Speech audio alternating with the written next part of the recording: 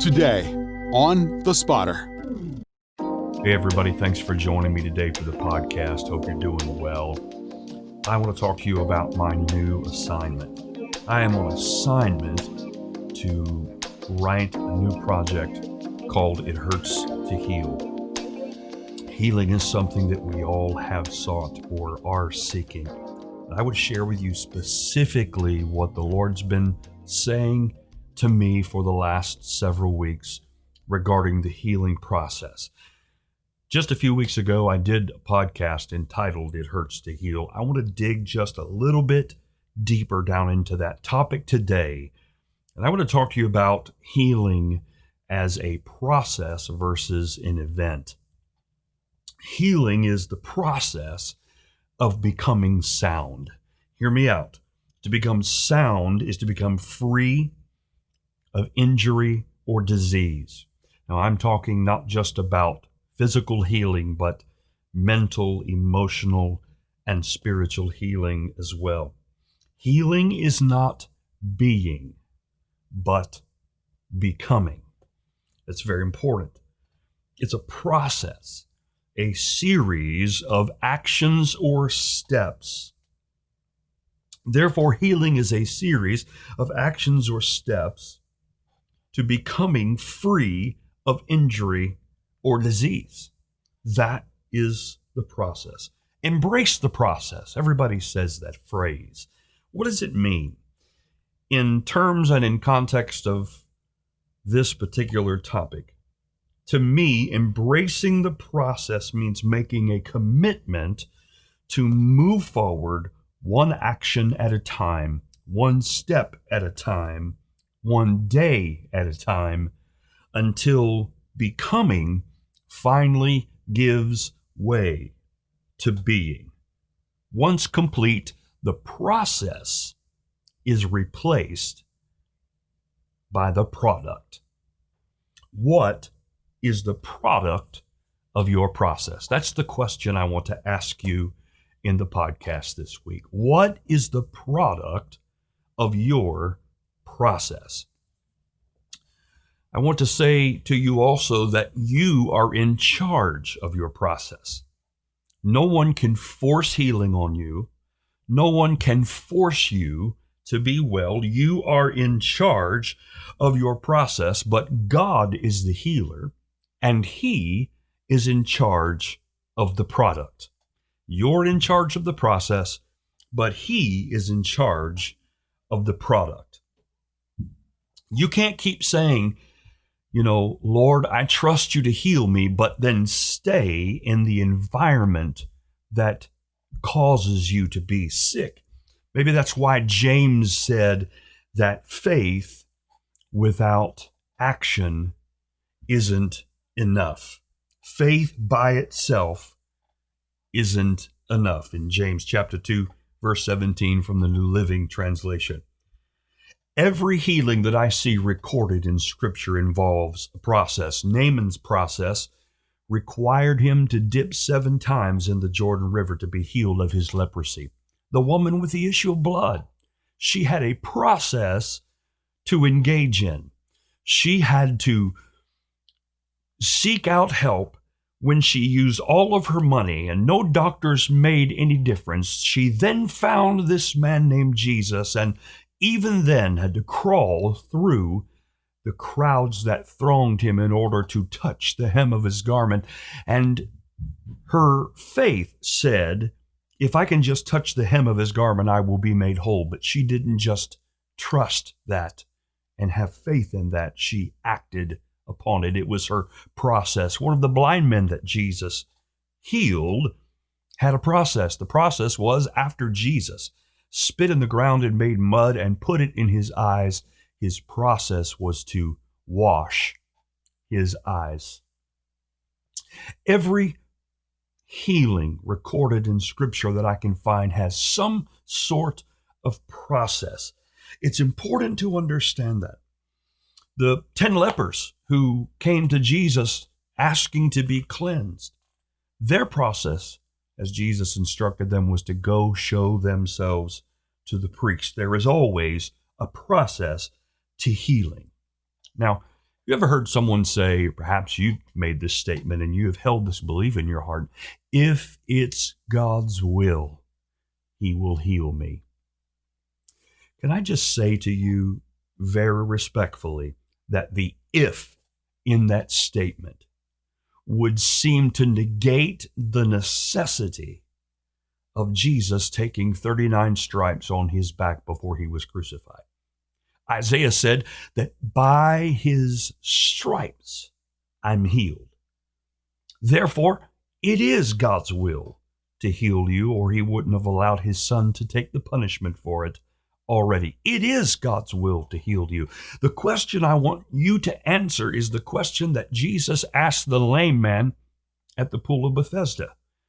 Do you want to be well? Because if you want to be well, you must embrace the process. The process is your faith walking out the process of your faith. Now, while you are in charge of the process, God is in charge of the product. What's the product? It is the healing realized in your life. The product is the event. God brings about the event of healing. So when I asked the question originally on this podcast about the difference between healing as a process and an event, they are both. You have to understand healing is not just an event, but a process and an event. You are in charge of the process. God is in charge of the event. Listen to Mark chapter 8, verses 22 through 24, the New Living Translation. This is another blind man that's brought to Jesus. When they arrived at Bethsaida, some people brought a blind man to Jesus, and they begged him to touch the man and heal him. Jesus took the blind man by the hand, led him out of the village, then spitting on the man's eyes, he laid his hands on him and asked, "Can you see anything now?" The man, looking around, said, "Yes, I see people, but I can't see them very clearly. They look like trees walking around." Ultimately, what happened in this passage is that Jesus then touched his eyes, and he could see clearly. He was made whole. This is a very unique miracle because it involves Jesus performing a miracle in 2 stages. And I want to ask you another question. I want you to ponder this. Why has Jesus healed this man in 2 stages? Could not he have healed him immediately? Absolutely. But had Jesus done that, it would have circumvented the process of healing. Notice that the man didn't come to Jesus on his own. He was led there by other people, well-meaning folks that brought the man there. Can I tell you, sometimes I don't have the strength and the courage to get to the point of encounter on my own. Sometimes I get there on the backs of the people who are praying for me. That's how the blind man got to Jesus. He got there on the backs of those who were carrying him. Have you ever gone through a process in your life, a difficulty, an infirmity, that you had to be carried by the prayers of those who loved you? I have. And there's nothing wrong with that. Listen to me. There is nothing wrong with being carried on the backs of the prayers of those who care for you and love you. God sent you those people to carry you. God sent you those loved ones to bear you up and to pray you through. But what you and I have to understand is that the backs of the prayers of those who carried us can't get us all the way there. They can get us to the place of encounter, but they can't get us all the way, because that's where we are challenged with picking up our process and embracing the process of healing. You have to want to be well. You have to put action with your faith so that the process will then become the product as God touches your faith. Are you listening to what I'm saying? Jesus did not immediately open his eyes. He could have, but he didn't. I think he recognized that this blind man was along for the ride, that he did not ask for healing. He did not come to Jesus and find him on his own. He was carried there. Sometimes the people that need the touch of Jesus don't realize they need a miracle until someone brings them to a place of encounter. And Jesus must have seen that this blind man was just along for the ride. And so rather than heal him at that moment and circumvent or bypass his process, he had to walk him through to build his faith. This is powerful. Jesus took him by the hand, walked him out of the village, away from those who carried him. Sooner or later, before God will grant you your miracle, he will always require you to follow him away from the people who carried you. He is going to require you to walk away from everything that you trusted in order to trust him exclusively. And when he did that, Jesus touched his eyes in the second phase of that healing, and he could see clearly. I believe the process was walking away from those who had been carrying him or leading him and going to an unfamiliar place and trusting Jesus exclusively. And when he allowed Jesus to help him along and walk out the process of his faith, he brought about his healing. Something else that jumps out of this passage at me is the Bible doesn't tell us what this man's name was. He is known only to us by his infirmity. Do you know, sometimes some people only know you by what's wrong with you. Some people only know you by your weakness. And I want you to know that that is not a reflection of your character. It's a reflection of theirs. These are the people that when your name comes up in a conversation, they say things like, isn't he the one? Or isn't she the one who? Fill in the blank. Listen, when have people become so judgmental that they point their finger at us and not even recognize their own infirmity? Can I tell you that when I was hurting, I discovered that there were people I thought I knew that stopped knowing me when I fell down. And like the Good Samaritan who was robbed experienced, I had people that I thought would care for me and thought would love me pass by on the other side while I was laying on the ground. And you've probably had the same experience.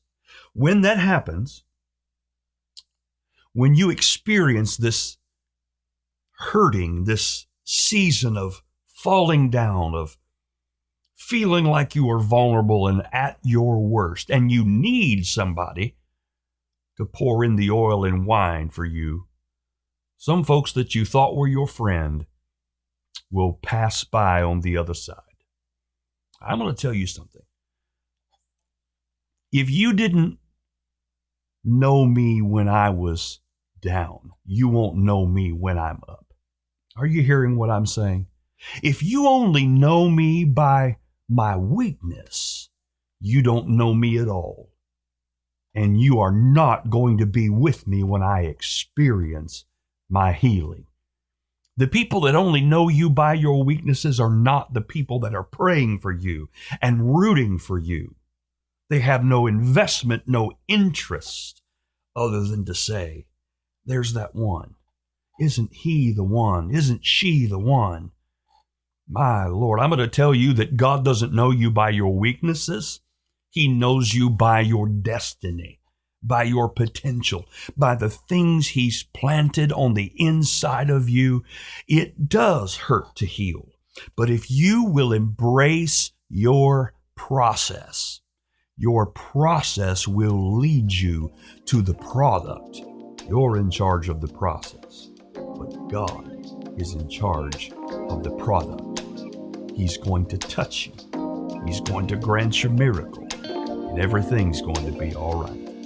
You have a great day, and I'll see you next week right here.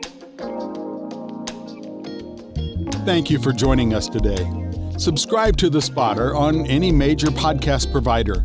Visit us at jeffwolf.org for more information, and follow Jeff Wolf on Facebook, Twitter, and Instagram. To receive a copy of Jeff's newest project, absolutely free, 10 Reasons Why Pastors Are in Danger, text the word RESTORED to 31996. Message and data rates may apply. Remember to join us next week. Be blessed.